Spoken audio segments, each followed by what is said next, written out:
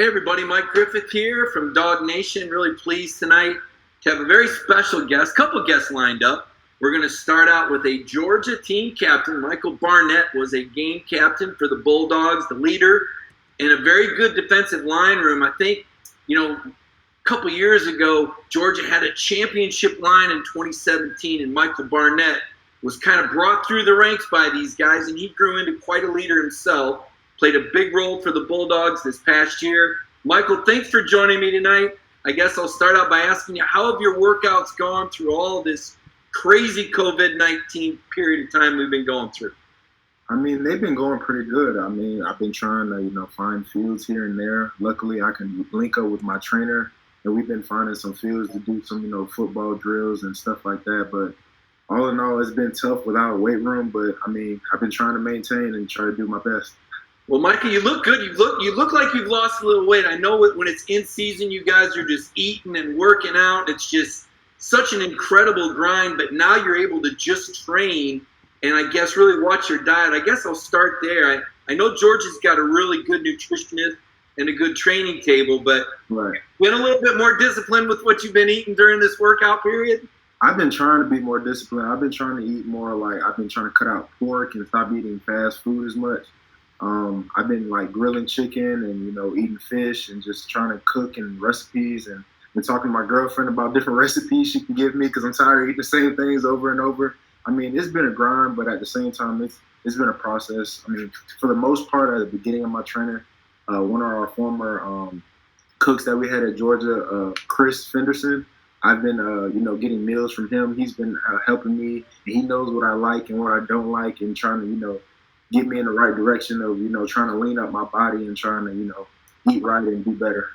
Yeah, well, I know you've worked really hard at it. And unlike, I think you stuck around Georgia to train, right? Because a lot of guys go off other places. I think we were talking, you've done a little training in Atlanta. Right. Also, we're doing some training at the complex as opposed to maybe going to California or Florida. Right. Can you talk about that decision to train in Athens? It was something that Kirby Smart suggested last year that more guys should maybe stick around.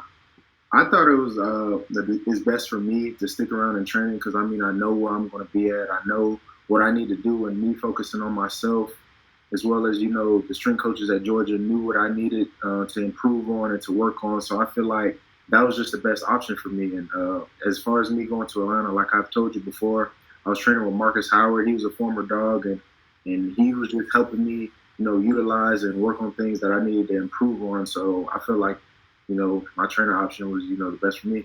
No doubt. Like I said, you look great. What are you weighing in at right now? What are your specs, I guess?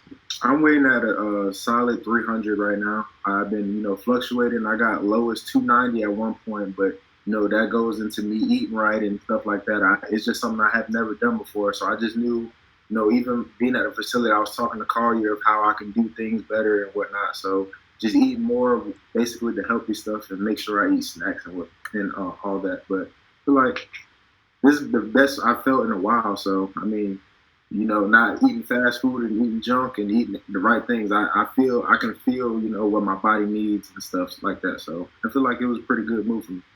We're a little different than when Georgia signed you out of South Carolina, right? Can you reflect on, does that just seem like another lifetime ago, or did it go fast? How would you put this into perspective, this career you've had? In one perspective, I feel like it was a lifetime ago, but at the same time, it feels like it went by so fast, like it was like yesterday. Like I was just a young kid, didn't really know where I wanted to go. Even before I chose Georgia, I just did not know where I wanted to go, where I'll be spending my 4 years. That's a tough decision for, a 17-year-old, a guy coming out of high school. You just don't know. And then it's just like, yeah. It flashed just like that. So you get a dose of Mark Richt, right? And then in comes Hurricane Kirby. Just how different was that? Was it Tracy Rocker? Was he there when you came in? Yeah, Tracy Rocker was there for how different was it under Kirby Smart? It was a whole different.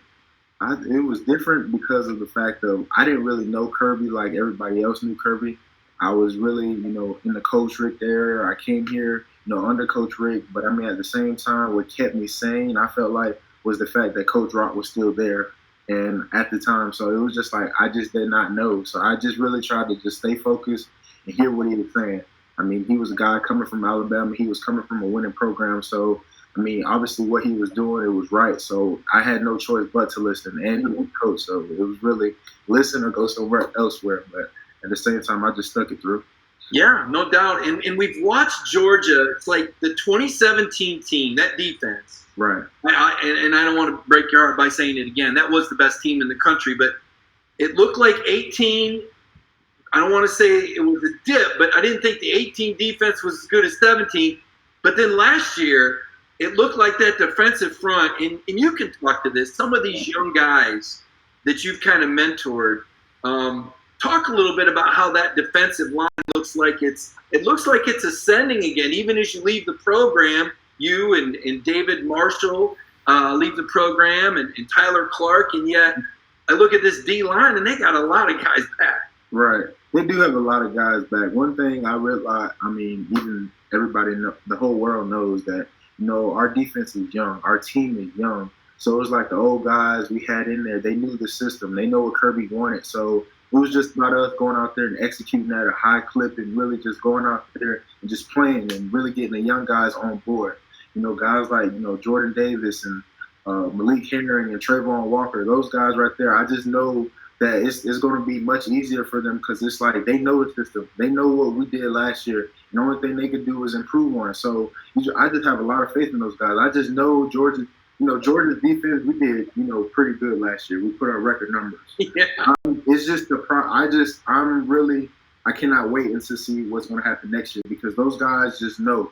And they just know you got to go make plays and just do what you do and have fun. And I know they're going to do it. Especially like guys like JD and Devontae, those guys are the jokiest guys I know. So they're just going to go out there and have fun. I was going to ask you about Devontae White. He kind of flew under the radar a little bit. He was second on the team in pressures and didn't get a whole lot of attention for that. Right. Talk more about Devontae because we don't know a whole lot about him. We haven't got to interview him and get to meet him. I mean, he's a jokester. Is he have some fun? And him and I don't know who's worse, him or JD, as far as the D-line. But those two guys right there are so two jokey individuals. I cannot even in the game, JD is just he's a big goofball. He's so big and massive out there on the field, just slinging people here, slinging people there. But he's just a big goofball. And him and Devontae together is I can't even. It's like watching a comedy series with those two. Yeah, I saw Scott Kinclair. They had him dancing a little bit at the end of one of those workouts. I don't know how you dance. I was talking to one of the prospects' dad. I don't want to out him here. Right. But he told me that there's some kind of runs that guys would literally fear and dread this run all day long. Some guys would hide in the bathroom. What are they talking about? What is this run that everybody's so scared of in the off season? I'm not even gonna lie. It's Georgia's, off season, it's not for the light. When you come to Georgia, you just don't win on Saturdays. You got to win in the off season. So I'm not even going to lie. It's probably every run. Honestly, the honest truth, because I'm you got to go through the battle to, reap the rewards and the benefits and whatnot. So it's just Coach Sinclair and that whole staff, they're going to put you to the test. At times, you're just going to look at it in the face and be like, you know what? I'm going to second guess this, but at the same time, it's it only gets better. So I can't. It's probably everyone. I don't know. It's between 110s, curves, boxes. Whatever configuration that Sinclair comes up with. You see the Throwdown Thursday videos. I don't even have to say anything. How do the big guys get through that? What gets you through? Is it the peer pressure? Is it the fact that your teammates are doing it? Is it kind of there's no there had to be days, Michael, where you just wanted to just, what got you through all this? Because I've watched you guys work out, and I'm amazed when you guys go out there and practice in pads in 90 degrees and nobody's falling out. And I'm thinking, how did they get through this one? I put it like this. Coach Smart always emphasizes, and he says it in meetings, he always says, big guys lead the way. And even when we're working out and we're tired and we're leaning over or bending over, they'll tell us to stand up because, big guys lead the way. We're maybe not as fast as, the skill guys and whatnot, but at the same time, big guys lead the way. It starts with the offensive line and defensive line. So it's even the field guy still leaning over or something like that, trying to gasp for air. You got them trying to help us up and be like, come on now, like, big guys lead the way, let's go. So it's just that constant reminder of like, us. I know we're big and whatnot, but we still have to do this. We're gonna get through it. And at the end of the day, for me personally, I know at one point it has to end. So you might as well just give it your all while you can, because at the end of the day, it has to end. You might as well. You have to do it in the lifetime of the opportunity. Like, you basically have to seize the moment. So just go out there and just try to get it done. Well, you got it done, and you leave Georgia. Didn't get the national title, right? But 3 straight SEC championship game appearances, an SEC championship game win, big win over Auburn, and you won 3 straight over Florida. 3 or 4 straight over Tennessee, 3 straight over Tennessee, 3 straight over Florida. I think 3 straight over Georgia Tech. I think you won your last 3 against Auburn. Give me a little, for you, if you've got a memory from those rivalry games. Let me throw a game out. Tennessee. What was your best Tennessee moment? Team or individually? Team moment was probably last year when Stokes came off the edge and literally lit the quarterback up, and then Tay picked the ball up and ran it back. That was probably the best Tennessee moment I had in person. And I mean, I don't know, just to see them, just, they're talking smack all week, just like Tennessee does. And the fact that we went in there and just, went lights out and just really just hammered them, that was just a great feeling. And as far as Auburn, this is a bad memory, but it was just like a memory in which I had 2 memories of Auburn. I just remember when we just got ranked number 1, national championship year, down to Auburn. I wouldn't say we were big-headed, but we just got lost in the crowd and lost in everything and just got complacent with where we were, and that just wasn't a good look. So obviously we took a loss. But at the moment we were in the huddle and Coach Smart was trying to talk to everybody, I just know everybody looked up into the stands and saw the crowd surfing, and then you just see everybody going left and right, and then you see the big jumbotron. I was just like so in awe about how many people. It was just a sea of blue. Like, at that point, I just did not know what to do anymore, me personally. But a great moment is when we played them again that year, and Daquan Hawkins-Muckle got the blocked field goal, because we were talking about blocking the field goal that whole game and that whole week of, we knew who the weaknesses were, we knew what we had to do. The fact that we went out there and executed that, I feel like it was a great moment, and then that resulted in a big play as well as us winning the SEC championship. So I feel like it was just a slippery slope. Everything just went our way at that point. This last year, you guys played Auburn. You struck deep early on. Dominic Blaylock touchdown. Jake hit some deep. Right. You shut out Auburn for 3 quarters. That sea of blue, I was there. Yeah. I see a whole lot of swag surfing in the crowd. They really didn't score until the 4th quarter, Michael. How did you keep that Auburn offense? I mean, I think they just scored again on Alabama. How'd you shut those guys down completely for 3 quarters?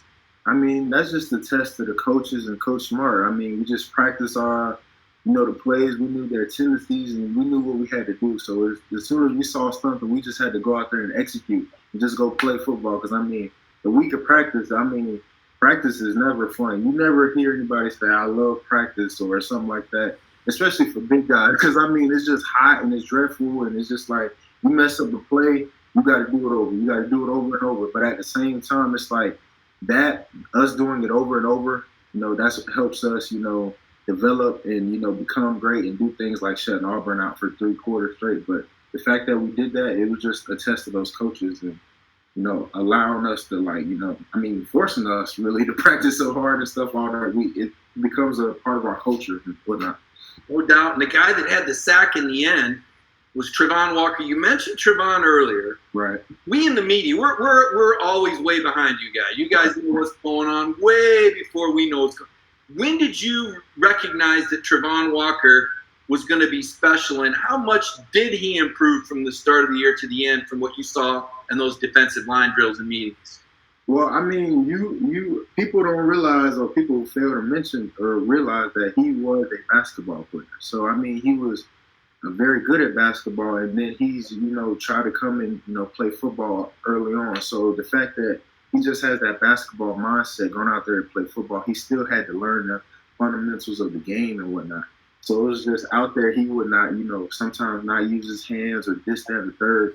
And as the season went on, he started to, develop using his hands more and doing this and understanding the playbook, as everybody has to learn the playbook. But at the same time, once he got that understanding and things started to slow down for him, you just see him just start to shine and, like bits and pieces of him coming out. And I feel like this next year, after being in the system for a year, he's going to have a breakout season next year because he's going to understand what he has to do. He already went through that learning phase and whatnot.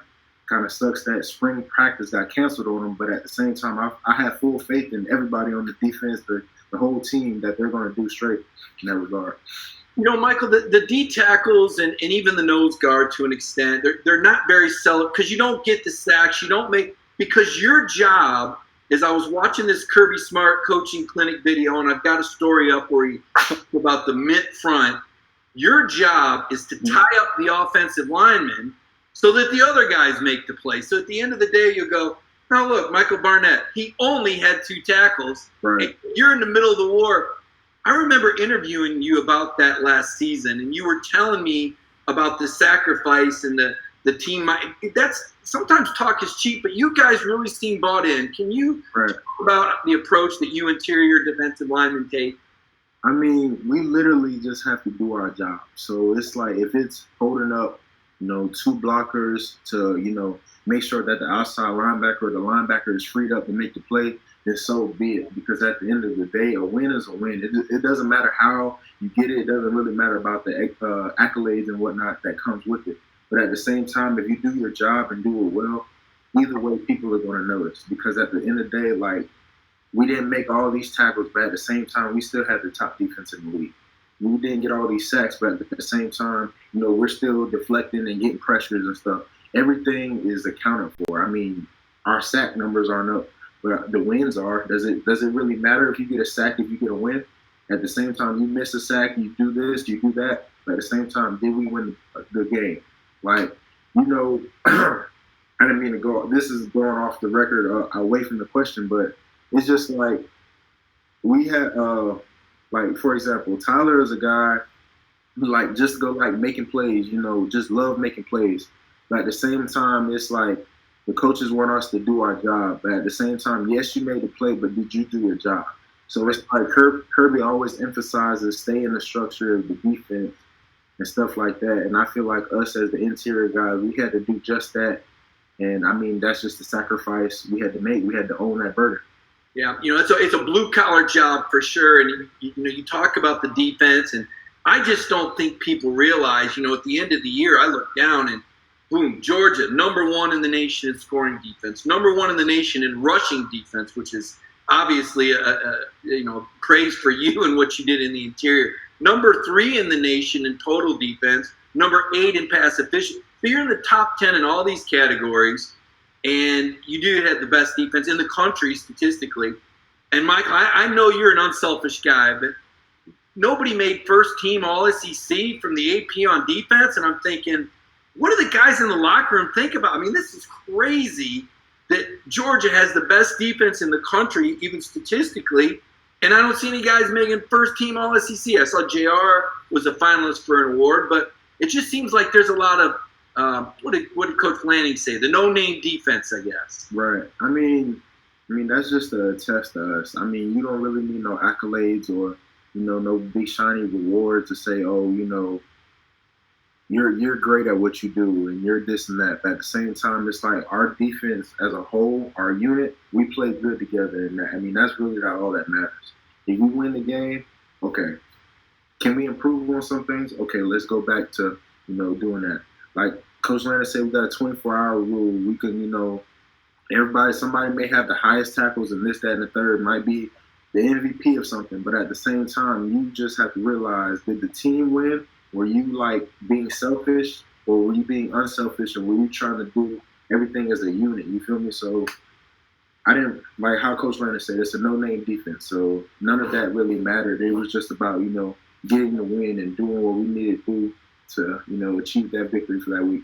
Well, I think people are quickly recognizing why you were a defensive leader, why you were a team captain. and how you led that defensive line room. I'm going to throw a couple names out here at you. George Pickens. Right. Whenever anybody see, I get every time we say George Pickens' name, this is the reaction that we get from Georgia players. I can't write it. He said smiling. What makes you laugh about George Pickens? What don't we know that you know? George is just a goofy guy. George is very goofy. It's a lot of guys on the team that are goofy, but George is just a goofy guy. And the fact that he goes out and does all this stuff on Saturdays and stuff, and it's just like video and stuff of him going viral. Like, he's just a guy that really loves the game. He's just a kid just out there balling. Like, he's just out there playing backyard ball and just say, let me throw it up, I'll go get it. And then he's just joking around, oh, I'll go get it. Go ahead. Like, it's just George. I can't. George is a really funny guy. He's going to have a great career. They've talked about him, like you were saying, nobody likes to practice, but the stories that I've heard is that he goes maybe beyond what other people do in practice. He Right. like he tried to leap over somebody in a Sugar Bowl practice, something crazy. Were you out there when? George is just, he's just like, I don't know, like Jake will throw it up and George will be like, Jake, I feel like Jake just threw it in his direction because George would just try something just to do it. Like, if he can catch something with two hands, George is that person, oh, I'm going to catch it with one because I know I'm going to do it. And Coach Smart would get on him about that, but at the same time, it was just George. Like, I mean, I can't even describe him. Like, he's just a goofy guy. Yeah, he looks like he has a whole lot of fun playing the game, and you're right. It's going to be exciting. Now, one of my favorite moments, and I wasn't there for it, but I caught it on video. Right. When Kirby Smart set up Richard LeCounte with this Matthew Bowling thing. I almost wonder if the whole purpose of all those other games was just to set up that moment and set up LeCounte. Tell us, how did that go that day? Okay, I just what I can recall from that day is we had runs.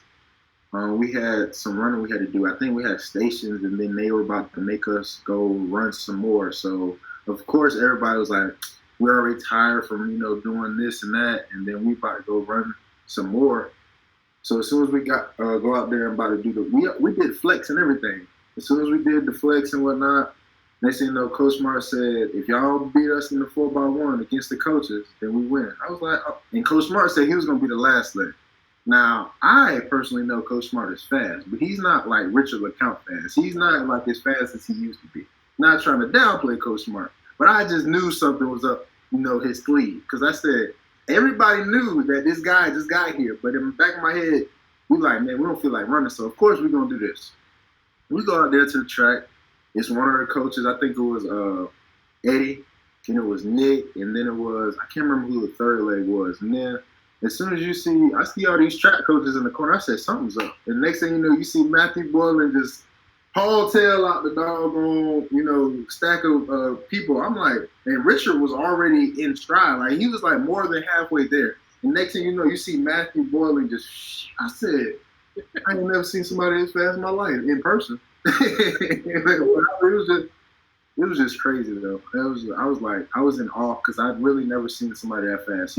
That man is like gifted. He is truly gifted. Asking about different guys. Let me ask you about another one. I got another guy I want to ask you about. And this guy, like, we could always count on you, Michael, to show up for your interviews. We always knew you'd be there. We always knew you'd give good answers. But doggone it, if the first half of the year Monty Rice didn't stand us up, he's actually watching this right now. Tell me about Monty Rice, because I think Monty just, like, he doesn't want to just say the play. He looks like the kind of guy where he looks like he's holding back. Like, he really wants to give you this answer. Do you really want to know what Monty thinks? And I finally said, Monty, Kirby keeps sending you out here. He must want you to say what's on your mind. Can we really handle what's on Monty's mind, or is it good that he's holding back on us? I'm just gonna say no. You cannot. You do not want to hear what's on Monty's mind. I know Monty watch it right now because I see him commenting. But no, you do not want to know what's on Monty's mind. So that's all I have to say about Monty in that regard. They say when he talks, everybody listens, though, and he'll be a returning captain, obviously. Right. He'll be in the middle of that defense. We're counting on Monty Rice to have a big year. Who are some of the other guys? You've mentioned some of the guys up front. We know about Jordan Davis and Trayvon Walker. Certainly Malik Herring, he's kind of celebrated. Who are some other young guys that turned your head and you think will have big years for the Bulldogs? I think Tyreek Stevenson, Devod, who else? I can't even remember his doggone name. I really think everybody, all the young guys, like everybody could have started. It was just the fact of everybody knew the game. And I feel like even in the DB room, Richard's going to lead them in the right direction. I mean, it's just a lot of those guys. Well, you know, it's interesting you say that because speaking of Monty, when he got to the airport, he told us that all these young guys were going to step up and show us. And admittedly, the media and a lot of fans, I think, were somewhat skeptical because of what happened the year before against Texas. It looked like some guys were balling, but it just didn't look like the same Georgia that we've seen all year. But doggone if Monty, and you said it too in your days leading up, you were so appreciative of the guys, seniors that were playing. That Baylor win, where does that rank for you? Because for me, I thought it really was kind of like a good send-off for the seniors, but almost like, and here's a promise of what tomorrow's going to be. You guys dominated. You shut those guys out the whole first half. Right. I mean, the Baylor win is always going to be, most memorable because it was my last time wearing the G. And, I mean, like I said before, like I was grateful for the guys that were there, but at the same time, I was also grateful for those young guys who stepped up and really balled out that game. So it was just like, I'm really grateful for everybody that was on that field, you feel me? So that was just a great win. I mean, I can't really rank it anywhere because it's just a sentimental moment because at the same time, that was my last game in the G. And the fact that we came back there and we didn't lose again, so it was just great. It was great. Monty's calling me out now. I think I got to be careful before my next interview. Maybe he was in the training room. I don't know. But you got to have some fun. Like it does look like you guys have a brotherhood, though. As hard as you work and as much as you grind, this group looks very close to me. How does Kirby, how do your coaches, I mean, where does that brotherhood come? Because you guys come from all over. Not everybody's from the same state, different backgrounds, different types of personalities. What brings this bond so close for Georgia Bulldog football? It's just really understanding everybody and what makes them go. And just the fact that we have that brotherhood, we're with each other all the time. And even on and off the field. So it's just really understanding them and who you playing for. Like you just can't be going out there playing on a team with somebody that you really don't know a whole lot about because then that's when it becomes about me trying to make a play rather than, trying to do it for my brother. You feel me? So it's really just understanding, their background and where they come from and just knowing they're trying to go get something as well as you are. Favorite Georgia memory? I asked you about Tennessee. Right. I don't know. How do you feel about Georgia Tech? I mean, I came in from 10,000 feet. I say, this is a robbery? You guys, you kick their butts every year? Honestly, I don't even consider that a robbery. And I know that's probably going to blow up. But at the same time, I don't consider it a robbery. The real reason why I hate Georgia Tech, and you can quote me on this, and ask Coach Smart about it. He makes the D tackles wear knee braces, before they switched the offense. But we had to wear knee braces all week. Like, we had to wear stuff all week because we had to practice the cut and do this and do that. So when everybody's in shorts, we were in full pad. That's what pisses me off most. Excuse my language, but that makes me mad about Georgia Tech the most because of literally the days leading up to that game. We had to go through so much, and Coach Smart put us through so much. He put us in this little cut gauntlet type thing every freaking year, and you just know it's going to happen. And then on top of that, it's during Thanksgiving week when nobody's really on campus. So it's really just you, football, and getting cut all day, especially somebody like me. I'm the nose, so I get cut every day. If the center gets up, I get cut. I'm like, I just hate that game. Like, I believe now that they're no longer triple option, this is going to make life easier for the guys moving forward, you think? I do think it'll make life hold up. Can you ask that question one more time? Now that they're no longer triple option and they're not doing all this unique cut blocking, I guess the preparation is a little bit more normal than it was before? It sounds like you had to do some different things for Georgia Tech than you did for any of the game. I mean, I feel like it's going to be a little bit better for the guys moving forward, but at the same time, Georgia Tech, still has their roots of cut blocking. So somehow, some way, it's going to be emulated in practice, and they're going to have to do it because Georgia Tech just simply, I don't think they can get out their way. I mean, this year was probably a test year, but I honestly think they're just going to revert back to what they've been known to be doing. They may prove me wrong and still do the spread option or whatever they're doing, but kudos to them. Good luck to them. I mean, Georgia fans, more than any other team they like to razz, they love to get on the Florida Gators. Now, there's a history here where Florida used to control this rivalry. Right. Unfortunately, I was going to have Chris Doring on tonight, but we're having some technical difficulties, so it's me and you flying solo, Michael. But is it the same in the locker room? I mean, you were talking about Tennessee, and Tennessee talking a little trash. You were talking about some bittersweet memories, some good memories and some bad memories about Auburn. What would you say about the Florida rivalry? I mean, I know we got some guys from Florida on the team. I mean, they happy to be back closer to home, but that's probably the only excitement you have for Florida. We don't really care. I mean, I don't want to say we don't care about nobody, but at the same time, it's just another team that we got to beat. Like, I can care less about them than I care about Auburn. At the same time, this is somebody we got to go out there and beat every day. Like, I mean, it don't matter. You got to go out there. It's a war. You got to go out there and win. Beat the man that's in front of you and go on about your business. That's really all it is. That's how I see that game. I mean, yeah, it's publicized, the big cocktail party, this, that, and the third, but at the same time, it's still a game, and you still got to do what you got to do to go out there and win. That's it, bottom line. So it never got real personal. Was South Carolina more personal for you, being from that state? Did that change things? It did get more personal because I am from there. I got a lot of friends and stuff on there, but from there on the team. But at the same time, it was just like I said, you still got to go out there and win. I mean, yeah, I'm from South Carolina, but that don't mean nothing. I got on the G right now. I'm representing Georgia at the moment, so yeah, I know where my roots lie, but I know where I'm at right now. So it's just about going out there and getting that win. Unfortunately, we did not get that one, but at the same time, you still got to go out there and execute at high clip. I think you guys took care of South Carolina quite a few times, though. Another shutout for you. Let me ask you about the Kentucky game.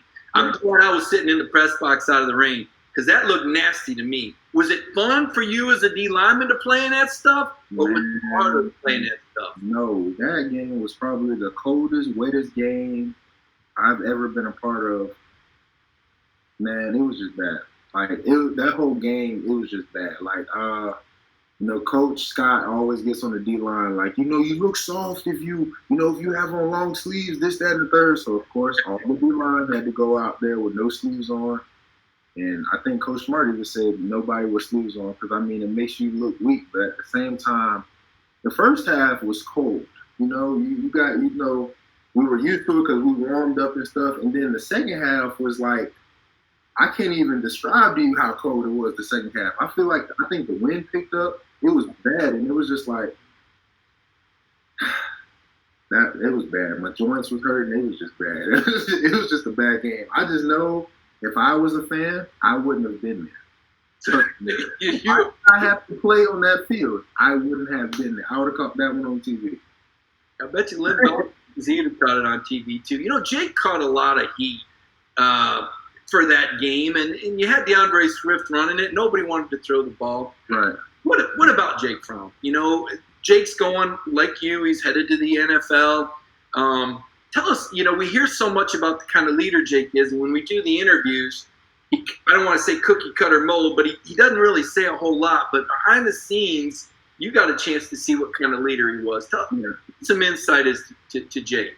I feel like Jake always, what you see is what you get. Like he always, try to motivate guys even when guys didn't want to really do anything. He would always try to, bring guys back together when they, get in their feelings about something. I feel like,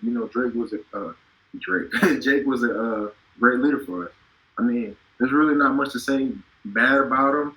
I mean, he did what he could, especially in that game. Like, everybody was getting on him about, throwing the ball and, doing this or being bad. But at the same time, you got to look at the circumstances in which we were in. And it sucked. But at the same time, it was like you get what you get. So I mean, Jake is a great leader, I feel like. You were talking earlier about playing roles, knowing what you got to do. Mhm. This was Dan Lanning's first year as the D coordinator. Right. And he replaced a guy in Mel Tucker that was as veteran of a leader as there is as far as defensive coordinators. What did Lanning bring to the table? Why do you think he's going to be so successful? Because I mean, he's young. I mean, he gets his players. I mean, he's just a young guy. He brings that energy. He brings the juice. I could say, like, he just brings that energy, and he knows what the guys want and what the guys like, and he just knows his players. So he just brings that energy. Like, I mean, he's a young, energetic guy. Really, that's all I can say about Dan Lanning. Great coach. Talking to your agent, Chad, about you, and obviously a lot of disappointment that Pro Day got canceled. You're a guy that was gonna jump out. You've worked yourself into great condition. You've gotten yourself ready for this. Have you been able to do any phone calls or any talks with any of these teams? I know that you're not projected to be a high draft pick, but yet I hear that teams still reach out and are looking for guys just like you that they think can be bargains or that they can set up deals with. Right. Have you had any contact with any teams? I mean, I had contact with a few teams, but I don't really want to jinx it and say no names. But I did have a contact with a few teams, and they've been saying they really like my tape and this, that, and the third, and they everybody says great things about me. But at the same time, it's just like I just want the opportunity, and once I get the opportunity, it's just really about going and showing them what I can do, and if they decide to keep me on the roster or not, or however that may be. But at the same time, I've been, talking to a few teams. I actually talked to a few coaches directly, and I mean, they're saying good things. So I mean, we'll see when the draft comes around of, what happens. You draw anything from Ledbetter? Have you talked to Jonathan at all about what he went through? I mean, he made the Dolphins, and he was a guy. Of course, he had an All-Star game. Right. You talk to former teammates that are in the league, and what advice do they give you? I mean, I talked to John Atkins a little bit, and I mean, I didn't really talk too much to Led, and it was just like, just trust the process. I mean, if you're given the opportunity, you just got to go out there and execute. That's really what both of those guys were saying. So it's just really just going out there and doing that.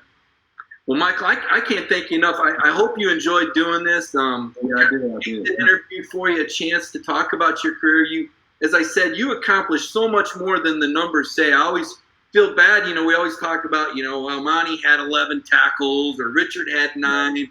And I know you're down there in the trenches battling, and the numbers, the stats aren't there. How do you guys get evaluated? I mean, when you turn the film on, how does Coach Scott kind of let you know how you did without no tackle or sack number?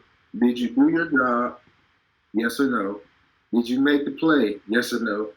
Did you have a mental error? Yes or no? And then we go through this plus and minus system. So if you have way more pluses and minuses, I mean, that determines your percentage of that game or that particular play. So it could be like a loaf, a bad loaf. It's just a lot of things that go into the detail of how Coach Scott grades our tape. So I mean, it is what it is. You guys know you keep it to yourselves. I'll say that. You guys stand up for each other, and you were a great leader. And I can tell you in the media, we really do appreciate. I know I was joking about Mike earlier. We appreciate all you guys coming out there for interviews and talking to the fans. I mean, it's not just about talking to us. It gives us the chance to tell your story because you've got so many Georgia fans out there, and you can't possibly talk to them all, although I'm sure they all try to talk to you when they recognize you in public. But it enables us to tell the story of what I think is a program that's headed for, I think, multiple championships. I mean, you said it earlier. How are you taking care of yourself right now before I let you go? This whole social distancing thing, how have you been able to manage that? I've got to believe that even in your personal life, that's pretty challenging for a young guy like you. I mean, I just been really just staying to myself and, just watching TV, going to work out here and there. And just really just staying to myself. When I have to go get groceries, I go right when they're about to close because I know that they're going to have everything. And I just know it's not going to be a whole bunch of people. And I've been wearing gloves here and there. But I just really been trying to stay away from, as many people. I mean, it's bad. Don't get me wrong. But at the same time, if you're a person that washes your hands and is a clean person, I feel like you shouldn't have to worry about this as much as people who are, just disgusting in my personal regards. But sometimes it's just about staying safe. So I just wear, gloves and stuff when I'm going to the store. I haven't put on no mask. I refuse to put on a mask. But at the same time, I've just been trying to stay safe in that regard. That's the Kirby. That's what Kirby's telling. Control what you can control. I always read from the book of Kirby. I always quote Kirby because he keeps it real and he keeps it pretty straight. And so do you, Michael. And I'll be keeping in touch with you leading up to the draft and the signings. And I know a lot of Georgia fans are really excited that you were able to join us and share some memories because you had a heck of a career, man. I appreciate that. Appreciate y'all for having me. All right. Michael Barnett, thank you very much. See you. Good stuff, man. Outstanding to have Michael on tonight. Just a guy that, like I said, I could always count on Michael to show up for the interviews. He gave really good answers. He always represented his teammates and his coaches, and I know he's a guy that Coach Smart is really proud of. He's a guy that he would often talk about in his media conferences and use as an example. And when coaches are using guys as an example, it's pretty special. So I want to thank everybody for joining me here tonight on the Ingles on the Beat segment. Look down at the comments. I want to see what we got here. Looks like Mark Colloquio mentions how much he enjoyed seeing Michael Barnett on the football field. Jonathan Sisson talking about this. Look at Mike Gay says, bring on the Gators. It does get the Georgia fans fired up when you see players like Michael Barnett and you hear him talking about the brotherhood. And you see, it just tells you everything. When Monty Rice comes on here just to watch a teammate, it shows you the leadership that Michael had, and it shows you the leadership that Monty has and the support that these guys have for each other. And so when I hear fans get upset about losses or they get disappointed, I always just think to myself, if you only knew how much it hurt the players, because these guys leave it on the field, and that makes it fun to cover a team like that. I know every game I go to for Georgia, nobody's going to be laying down. This game's going – either Georgia's going to win it or they're going to take this all the way down because these guys don't go down without a battle. And really did appreciate Michael doing the show. I'm taking a look at your comments here. If you've got any questions for me, now's a good time. I hope everyone is hunkered down tonight. Some dangerous storms coming. Make sure you've got a plan. If those storms get too close to you, if you're in the Georgia region, I know that I have already kind of went to my interior closet, just kind of cleaned up, just in case. Not planning on it, right? You hope for the best, prepare for the worst. Hope everybody had a great weekend. Again, I have a story up tonight, and I'm waiting for the Georgia fan that's going to say, oh, you told all of Kirby's secrets. Kirby did the coaching clinic in front of all these coaches, and he shared a lot about their mint front, which I was talking to Michael about before the show. And he was telling me, some of the things about, how versatile this front is and how you have to learn it, how complex it is. These guys, and if you read this Kirby Smart story that I've got on the website tonight about the mint front, it's really ingenious how Kirby and Lanning and Glenn Schumann, kind of figured this thing out and how they were able to adjust. And it all kind of started with the Ohio State game that Kirby lost as a D coordinator. Here's a stat that I didn't realize. And, I always hear from Alabama fans. They forget that I covered the Alabama program. I know all about Alabama. I don't disrespect Alabama. I don't really disrespect any programs. But 4 of the 8 seasons, here's the stat. Of the 8 seasons that Kirby coached with Nick Saban, they won 4 titles with Kirby as the D coordinator, I should say. With Kirby as the D coordinator, Nick Saban won 4 championships in 8 years. Without Kirby as the D coordinator, 1 championship in 5 years. So when Alabama fans talk about Georgia and this and that, they need to remember that Kirby Smart was a big part of what Nick Saban built there, and a big part is his defensive coordinator. And I'll share some information out of that Kirby Smart coaching clinic. Kirby was talking about the Ohio State game and how Ohio State had a strategy of going sideline to sideline because they saw how big Alabama was inside. And after that game, Kirby Smart and the coaches said, man, we got to change things up.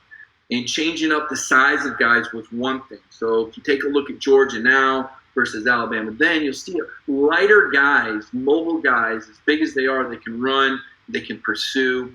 And then he also talked about going to this three down, how they modified their three down front. They were playing three down at Alabama, but they were playing a two-gap scheme across the front. Now they chose to do things a little different. Anyway, it gets kind of technical, but if you're into that kind of thing, it's a story you'll enjoy and a video that you'll enjoy seeing. So Kirby Smart, always looking for new ways. He wouldn't have put that video out, and he wouldn't have told people this. He's going to evolve. He's going to keep changing. Kirby's not a guy, in fact, one of my favorite Kirby Smart quotes that I try to apply to my life is, if it ain't broke, try and make it better. Right? He's talking about constantly evolving, constantly changing with the game, constantly trying to recruit better players that fit the scheme in different ways. So, that's something I really enjoyed writing that story about earlier today. I see that Terrence Mathis is watching. That's Dwan Mathis' dad. I hope Dwan's doing well, Terrence. Last time we talked a few weeks ago, Dwan had thrown down the gauntlet, told you that he loved you, but he was staying in Georgia. So as a parent of a son who's not with me, I know that tears your heart out, but I also know how excited you are that Dwan is with the Bulldogs, and I'm hearing so many good things about him. Kirby said the other day, and listen, Jamie Newman, I know these guys are tight. I know all these quarterbacks are tight, so fans need to understand that. They're competitive, but they're still close. So at Georgia, there's a lot of competition, but the players are close. They've got that buy-in to the team. As you heard Michael Barnett talking about holding two guys up so a linebacker can make a play, and he's fine with that. He really is. You saw that. Same way with the quarterbacks. They compete. They push each other. And, Jamie Newman comes in here as a graduate transfer from Wake Forest. Big guy, grown man, 6'4", 230, put up some really good numbers, really good player. And yet Kirby Smart said last week that there's going to be a good quarterback competition. And Carson Beck has come in, and he's earned his respect. That's something people need to understand. That doesn't always happen right away with freshmen. It takes a little while usually. But Carson has shown he really is a dude. And obviously Dwan is. So you got some very big, strong, athletic guys there. And Jamie's older, but these young Lions are pushing. And that's a very healthy situation, that these guys are out working out on their own, learning the playbook, so that when this season does resume, there will be a genuine competition at the quarterback spot. I expect that we will see all three of these quarterbacks play this season, and probably four quarterbacks play before the end of the year. Let's see, what else do we got here? Take a look at your comments here. If any of you got any questions before Sunday night Mike shuts it down. Really enjoyed Michael Barnett coming on. If you didn't see that, you're going to want to go back and replay it. Thought it was interesting that, DeAndre Walker, Michael Barnett said what he said about Georgia Tech, not really a rivalry, but explained why it was so irritating for him. DeAndre Walker kind of had the same mindset last year, just kind of an angry guy when they play. Now you know why these guys are angry when they play Georgia Tech. It's an anger thing. And then, I don't want to say that he downplayed Florida, but he said what Kirby Smart says. Georgia does get up for everyone. Now, I'm sure someday they'll look back and enjoy the dominance that they had in that rivalry. Michael Barnett and these outgoing seniors that have won 3 straight, I'm sure they'll look back and really enjoy that dominance. But as you saw, he was focused. He was talking about being assignment sound. It wasn't about, it's the Gators, or, it's Tennessee, or, it's all. It was about being assignment sound and beat the man in front of you. That's the focus level that these Georgia Bulldogs have. And when you're a championship level program, that's the way you got to approach it, because everybody that plays you you're going to get everybody's best punch. And so it's hard to get up for one game and then maybe not be up for the next. You can't let it, like when you saw Kirby Smart recently on Twitter, he talked about the team that stays composed, the team that gets after it. It's genuine. And you saw that with Michael Barnett tonight. I thought that was really interesting. I didn't know what answers I would get. Michael was very consistent. He was a little more relaxed. Now that when he did his interviews at Georgia, there was usually 15 people around and 5 television cameras. But it was good to see him relax a little bit and have some fun with it, because he really was a guy that the media really came to enjoy interviewing. What do we got here? Jeffrey Melton. I've never seen DB so efficient in stopping the run. I'll tell you what, you look at the run support that Georgia's going to have next year. Richard LeCount really really started blowing people up last year. I was excited about Tyson Campbell at the start of the year. He had that foot injury, but DJ Daniel, I'm told, I know he knocked some blocks off. He's a tough guy. And Stokes with that hit in the Tennessee game, I'm still wondering where that came from. I look, Eric Stokes, when you talk with Eric, he's always smiling. He's always nice. In fact, I did an interview. I said, man, are you ever angry? Are you ever not happy? But if you watch what he did to that Tennessee quarterback, holy cow, it's like, where did that come from, Eric Stokes? So you're right, to your point. Now, Lewis Seam's a little lighter guy, needs to put some weight on. You heard Michael Barnett mention Tyreek Stevenson, Tyreek the Freak. Tyreek, a guy that wants to get on the field, but had to learn how to watch film, had to learn how to focus. An incredible athlete, but all of a sudden now, so much that he has to learn. And as also you heard from Michael Barnett, have to be assignment sound. It's not just about making the play. It's about playing your assignment and trusting the process and trusting the system. So some interesting insight there. Take a look at some of these comments here. I see Paul Ganelli watching. Paul, good to see you. I hope you're doing well up there in Michigan. Looks like we got 8 minutes left, my producer's telling me. I'm here to take questions. Kirby doesn't give anybody a position, Miriam says. Boy, that's a fact. And I've seen it firsthand. Remember the whole Jake, I hesitate to bring it up, but the Jake Justin thing, Kirby never named a starting quarterback. When Justin Fields and Jake Fromm were competing in the fall of 2018, they were both taking reps with the first team, and Jake was going first. But remember, there was never any depth chart. And I remember I raised heck about it because, as I've told you on the show, and I tell you every week, every program I do, Georgia by far has the best sports information department in the country. They have the kindest people, the most professional people, the most proficient people. So we were as beat writers who want, we're trying to answer your questions, who's starting here? Who's first team? Who's second team? We don't know because Kirby won't put out a darn depth chart, right? Because Kirby's trying to make a point that there are no starters yet. And he did that at quarterback. And then Jake, and I will always wonder if this was a Frommian slip as opposed to a phrase, or did Jake really slip up? We were asking Jake about DeAndre Swift, and he said, I can't wait to be out there and take that first snap with him next to me. And that's when we went, aha, see, Jake is the starter, like we knew all along. Did Jake do that on purpose? Was he letting us know in a roundabout way he was the starter? I think everybody assumed it, but really Kirby kept everybody in the dark, didn't put out a depth chart. And sometimes he won't even put out a travel roster, which we're really pulling our hair out.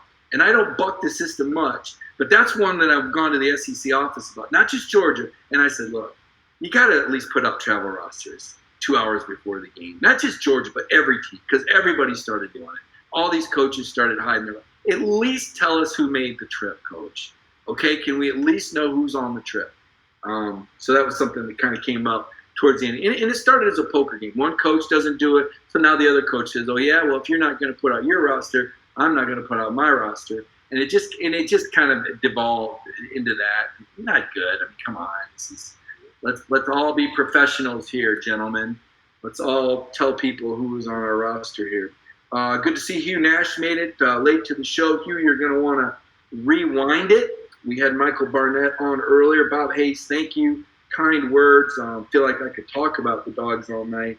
So nice. I've been fortunate, guys, to cover, guys and gals, I've been fortunate, to cover so many different programs at good times, right? 1993, my first year as an SEC reporter, I'm covering Auburn. They go 11-0. Then 94, I do Alabama and Auburn, and they're both great teams. And then 95, Gene Stallings. 96, 96, Alabama plays in the SEC title game. 97 was a dip. I covered a 4-7 Alabama team, but I saw the goalposts come down for a Kentucky football game, and I don't know if that's ever happened since. Has it? I don't know. But Kentucky beat Alabama that particular year, and Sean Alexander really started to blossom, and he's a guy that I'm still friends with, and worked with him on the Sean Alexander Freshman of the Year award pack. So then 98, I go to Tennessee. They win a national title. Then I go and cover Michigan State, and they go to the Rose Bowl the first season that I cover them. So, and I see Michigan State finish in the top 10-3. Then I go to Tennessee. They get in the top 10 under Butch Jones. Hail Mary between the hedges. Bad memory for Georgia fans. Big memory for Vols fans. Last time they were in the top 10. and then covering Georgia.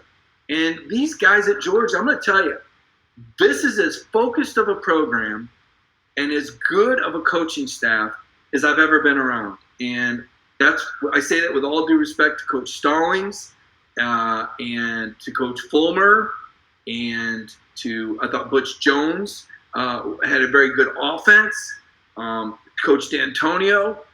But Kirby is so dialed in, and I think what's exciting for me to cover him is I don't know what he's going to do next. It's logical when he does it, but he never kind of ceases to surprise me. I never really know what his next move is going to be, and I think that's interesting. He's kind of a step ahead of the pack, I think, and he's got coaches that way too.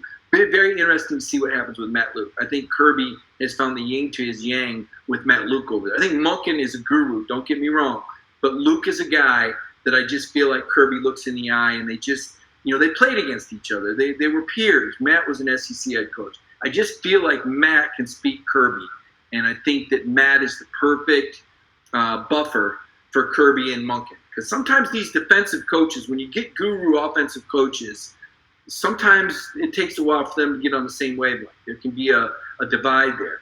But and I'm not saying that's the case. For all I know, Monken and Kirby are hanging out right now, talking football. And I'm sure Kirby likes Todd Monken, or he wouldn't have hired him. He had plenty of choices. But having another SEC guy like Matt Luke there, I really think is going to help quite a bit. Take a look at some questions here, if you guys have some questions or some comments. Thanks for the compliment, James Hogg, on the Kirby Smart Camp story. It's up there right now if you want to check that out. A lot of nice compliments. Marion says, get Pickens on for an interview. He can't yet. That's for sure. I think Kirby was a little nervous when George was up there being interviewed for the Sugar Bowl MVP ceremony, because you don't know what George is going to say. You saw Michael Barnett. He just started laughing and smiling when I asked him about George Pickens. That's what makes George Pickens so much fun. He is dynamic. He's exciting. You saw we had the mock draft when we did our cover 4 a couple weeks ago. He was the second overall pick. He'd be my first pick on the team. Not necessarily because he's the number 1 player, but I just think from where George is, and this is no offense to the other receivers, but I just think Pickens is a very special guy. Now, that said, I'm expecting Tommy Bush and Matt Landers to have bounce-back years. I'm expecting Demetrius Robertson, this hamstring that slowed him last year, I expect him to have a good, healthy year. I'm hoping to hear that Kearis Jackson is staying healthy. Kearis has had some injuries. You saw last year he had the broken hand. I'd like to see him healthy. And then you look at some of the guys that came in early. Robinson, this young guy's 6'4", 220. Now, it's going to be hard for anybody to fill Lawrence Cager's shoes, but a lot of talent coming in. Jermaine Burton. I go on and on about the receiver position, but Pickens is a special guy, and he is fun to talk to. I'm really glad you guys enjoyed. I'm hoping to get more Georgia players on that are not current players. They're off limits, but maybe I'll try and get Eli Wolf on. Eli is the guy that had a big catch against Florida. I thought he made a great transition from Tennessee to Georgia. I think he would have an interesting story to tell. I'll reach out to the guys that are headed off to the NFL and see if I can get some more interviews like that, like we had with Michael Barnett. I think Michael had some fun, and I hope he gets his due because he was a blue-collar worker, didn't get a lot of glory, but let me tell you, he was as hard a worker as there was, and he set a great example for a lot of these young defensive linemen that are coming up through the ranks. And really excited about having him on. So got to shut it down. My producer, Michael Carvel, is in Atlanta. He's got a family. Michael, thank you for helping me out with the production. We had to do things a little bit different. Sorry we weren't able to get Chris Doring on. We had some technical difficulties on our end. Chris Doring is the guy we will have on. He's the guy to look for. He's a former Gator. Don't be too hard on him. But Chris is actually very great. He's a great analyst, and I think he can share some insights with us. So everybody be safe. Thanks for joining me tonight. This has been the Ingles on the Beat segment. We do this show on Tuesday right around noonish, Friday nights, usually flying solo, and Sunday nights we try and bring a guest on. So maybe Friday we can get some guests on. Everybody have a great Sunday night, and thanks again for joining.